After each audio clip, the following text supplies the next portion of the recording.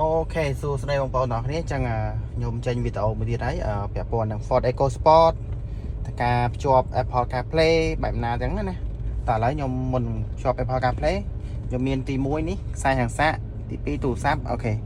ឡូវយើងបញ្ឆេះហើយចឹងដើម្បីឲ្យយើងអាចភ្ជាប់បានទី1យើងត្រូវដោតខ្សែសិនកន្លែងដោតខ្សែសិនអូខេ USB តបទៀតខ្ញុំបញ្ជាក់ទាំងអស់គ្នាបងប្អូនខ្សែទៀមទាខ្សែស៊ីនណា continue agree អូខេ alone ជាប់បាត់ហើយមានអីទៀតអញ្ចឹងងាយ Ford EcoSport នេះហើយអញ្ចឹងខ្ញុំបញ្ជាក់តិចអាហ្នឹងបើសិនជា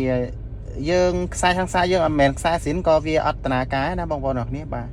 អញ្ចឹងវីដេអូហ្នឹងមានតែប៉ុណ្្នឹងទេបងប្អូនអរគ្នាអរគុណច្រើន